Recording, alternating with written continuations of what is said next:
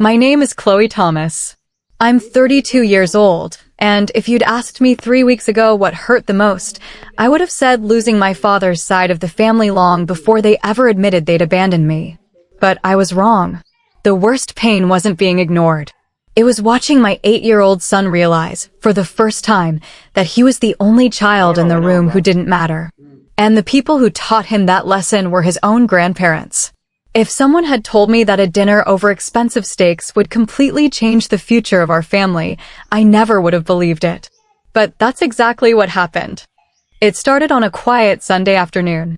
I live just outside Denver, Colorado, with my son, Ethan. It's been just the two of us since my husband, Daniel, passed away in a car accident 4 years ago. Losing him shattered every plan we'd ever made together, but it also taught me something important. No matter how broken life becomes, your child is watching how you put the pieces back together. So I worked hard. I built a successful event planning company from my dining room table while Ethan slept in the next room. Some nights I worked until 3 in the morning. Some mornings I cried in the shower so Ethan would never see me fall apart. Slowly, things got better.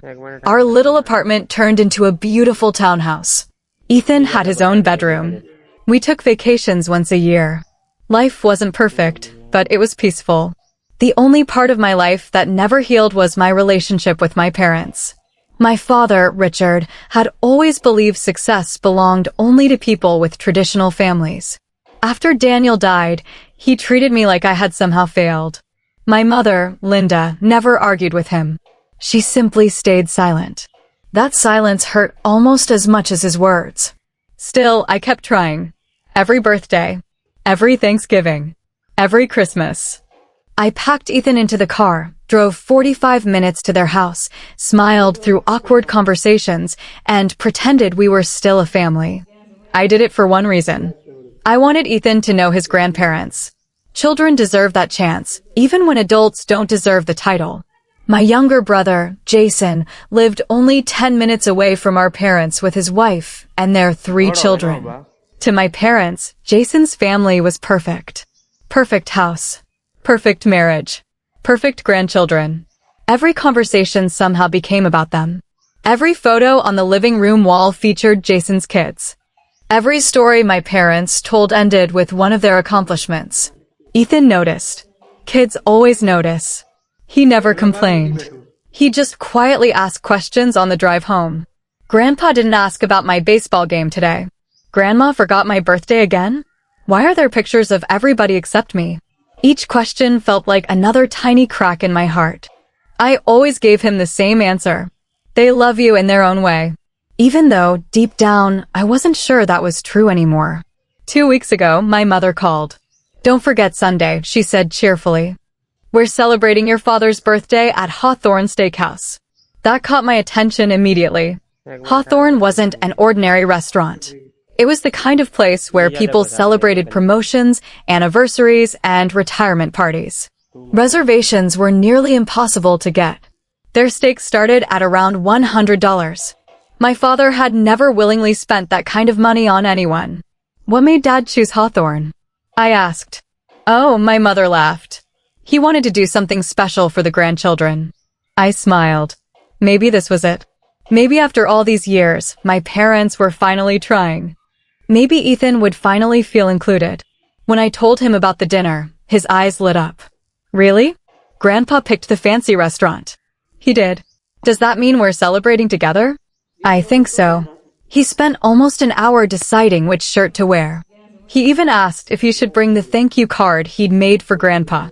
It was handmade. Blue construction paper. Crooked letters. A baseball drawn with silver glitter. Inside, he'd written, "Happy birthday, Grandpa. I love spending time with you." I had to turn away before he saw the tears forming in my eyes. Sunday evening arrived. The restaurant glowed with warm lights and polished wood. Crystal glasses sparkled under elegant chandeliers. The smell of grilled steak drifted through the dining room. A hostess escorted us to a private room. Everyone was already there. Jason and his family. My parents. Aunt Carol. Uncle Mike. Even cousins we hadn't seen in months. As soon as Ethan walked in, he smiled nervously and waved. Almost nobody waved back. Most of the adults continued talking as though we hadn't entered. Only Aunt Carol stood up. "There you are," she said warmly, hugging Ethan. "You've gotten taller." He smiled. "Thanks."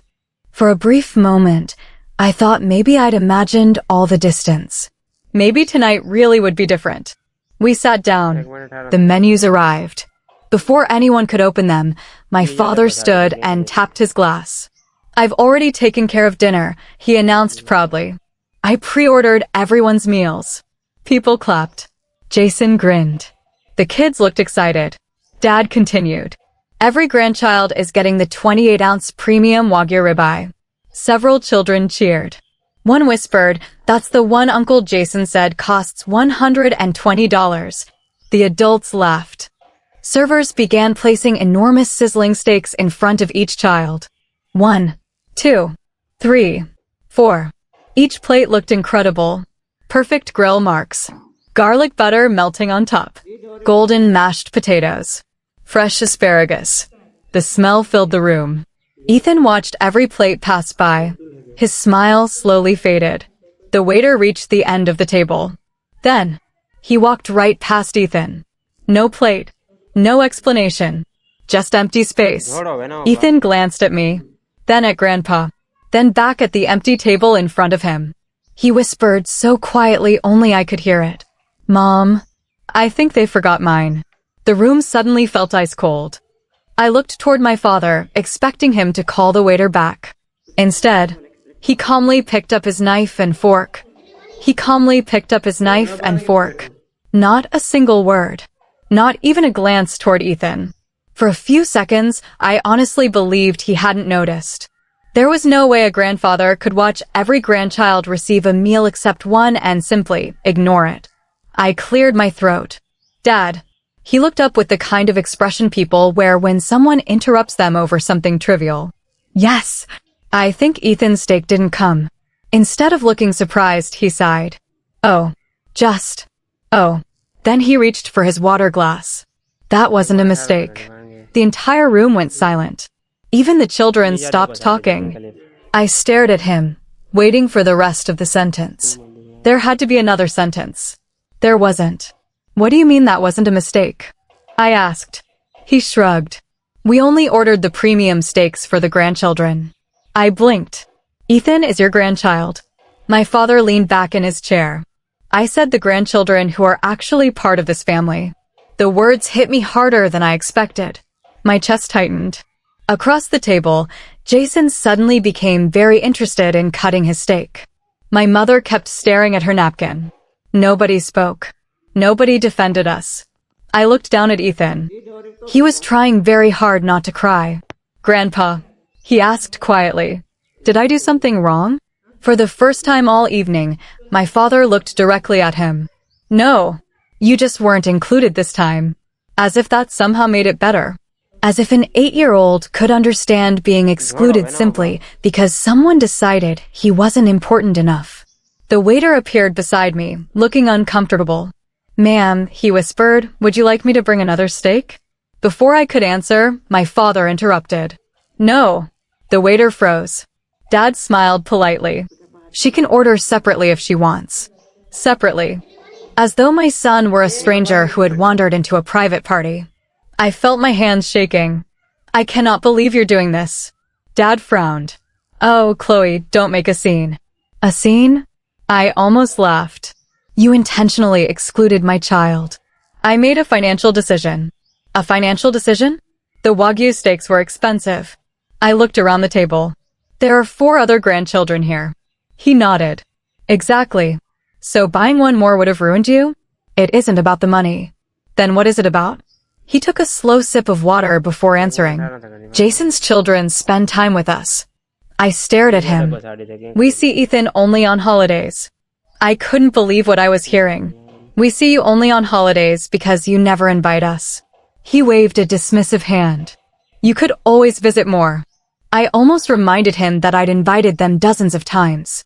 Birthday parties, school concerts, baseball games, father and son events after Daniel died where Ethan desperately wanted a grandfather beside him. They had declined nearly every invitation. Sometimes they didn't even answer. But apparently that was now somehow my fault. Across the table, Aunt Carol finally spoke. Richard, this isn't right. Dad shrugged.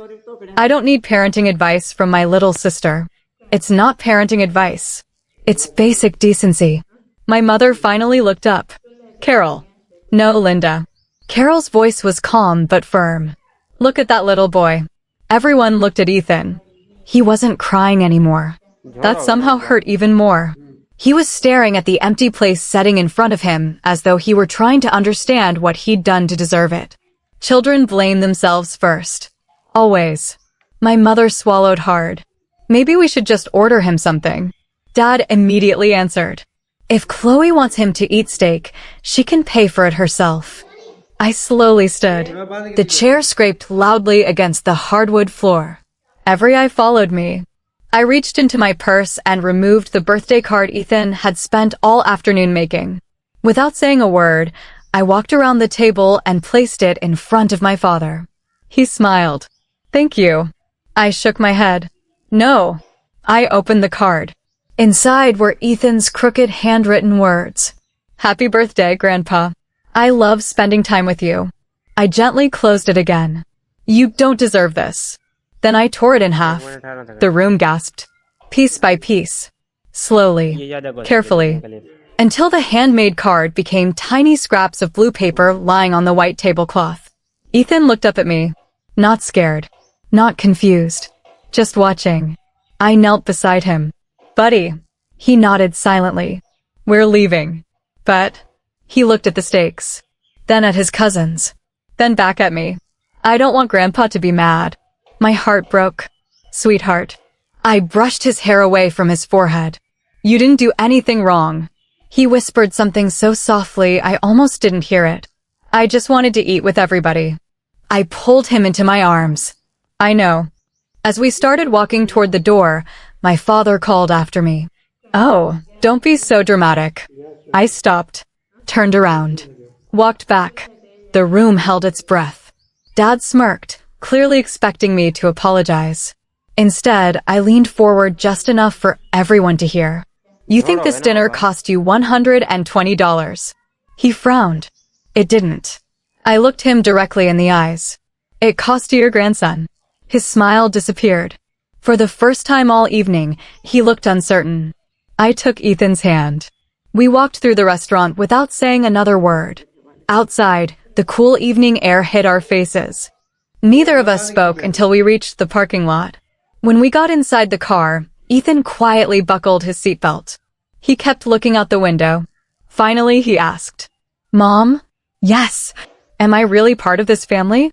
I couldn't answer immediately. Because if I lied, I'd betray him. If I told the truth, I'd shatter him. After a long silence, I reached across the center console and held his hand. You are part of my family. He squeezed my fingers. Is that enough? I smiled through tears. It always will be. That night, instead of going home, we stopped at a little diner on the edge of town. Nothing fancy.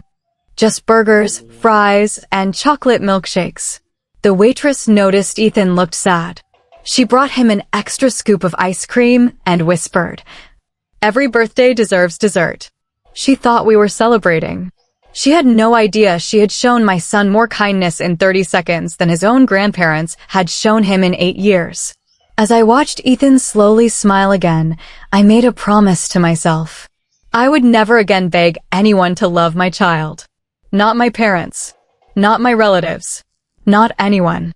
If someone had to be convinced that Ethan was worth loving, they didn't deserve to know him. I didn't know it yet. But exactly 2 weeks later, the same family who couldn't spare one $120 steak for my son would be standing at my front door, desperately asking me for something only I could give. And this time, they would learn exactly what it feels like to be the one left out. 2 weeks passed. I kept my promise. I didn't call my parents. I didn't text them. I didn't ask for an apology. If someone truly regrets hurting you, they know where to find you. Meanwhile, life slowly returned to normal. Every afternoon after school, Ethan and I worked in our little backyard garden. He had become fascinated with growing tomatoes, even though he insisted they tasted better with ketchup. One evening, while we were watering the flowers, he suddenly looked up at me. "Mom?" "Yeah, buddy. I don't think I want to go to Grandpa's house anymore." The words were calm. Not angry. Not bitter. Just decided. I knelt beside him. "You don't have to." He nodded. "I don't think they like me." My heart sank. They're the ones who made a mistake. He smiled a little. "I still have you." I hugged him tighter than ever. "And you'll always have me." Exactly 14 days after the steak dinner. It was Saturday morning. I was making pancakes when someone knocked on the front door. 3 quick knocks. Then another 2. I opened it. Standing on my porch were my parents. My father looked exhausted. My mother's eyes were red from crying. For a moment, nobody spoke. Finally, my mother whispered, "Can we come in?" I looked at my father. He couldn't even meet my eyes. Without saying anything, I stepped aside. They walked into the living room. Ethan was in the kitchen coloring. The moment he saw them, he quietly picked up his crayons and walked upstairs without saying a word. My mother watched him disappear. That hurt her more than any words could have. When the bedroom door closed upstairs, silence filled the house. "What do you need?" I asked. Dad finally cleared his throat. "It's Jason." I folded my arms. "What about him?" His voice cracked. "He lost everything." I stared at him. "What do you mean?" Jason had worked for nearly 12 years as the regional manager of a technology company. 3 days earlier, the company had unexpectedly shut down several branches. Hundreds of employees were laid off. Jason was one of them. The severance package wasn't enough. His savings were almost gone because he and his wife had recently bought a much larger house. Between the mortgage, 2 car payments, private school tuition, and credit card debt, they were drowning. My father looked 10 years older than the last time I'd seen him. "They're going to lose the house." I waited. There was clearly more. He swallowed hard. The bank denied their refinancing application. So, he finally looked directly at me. "We need your help." There it was. The real reason they had come. Not because they missed Ethan. Not because they regretted humiliating him. Because they needed something. "What kind of help?" My mother answered softly. "Jason told us your business has been doing very well." "It has." She nodded. "We were hoping." She hesitated. "That maybe you could loan them $100,000. The room became completely silent. $100,000. The number echoed in my mind. My father quickly added, "It would only be temporary." I almost laughed. Temporary. Just like Ethan's exclusion had supposedly been just this one time. I walked into the kitchen, poured myself a cup of coffee, took one slow sip, then returned. Dad looked hopeful. "So," I sat across from them. "I have a question." He nodded eagerly. "Anything." When Ethan asked if he had done something wrong, neither of them spoke. When he asked if he was really part of this family, my mother's eyes filled with tears. I continued. "What did either of you say?" Silence. "You said nothing." Dad rubbed his forehead. "We made a mistake." "A mistake?" "No." I shook my head. "A mistake is forgetting someone's birthday. A mistake is sending the wrong gift. What you did was a choice." Nobody argued, because they knew I was right. Dad's shoulders slowly slumped. "I've replayed that dinner in my head every day. I wish I could take it back." "You can't." "I know." Another long silence. Finally I stood.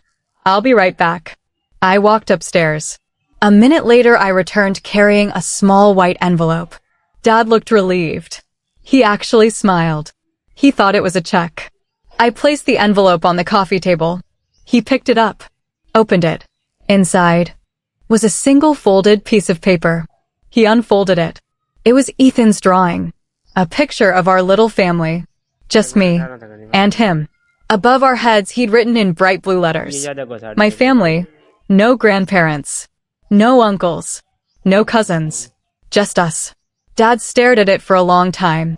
His hands began to shake. "He drew this the morning after your birthday dinner." My mother covered her mouth and started crying. On the back of the drawing, Ethan had written one heartbreaking sentence. Mom says 2 people can still be a whole family. Dad's tears finally came. Real tears. Not for the money. Not for Jason. For the first time, he understood exactly what his actions had done. He whispered, "I broke him." I looked him straight in the eyes. "No, you almost did. But he still has one parent who reminds him every single day that he matters." Dad couldn't stop crying. "I'm so sorry. I believe you." His head lifted hopefully.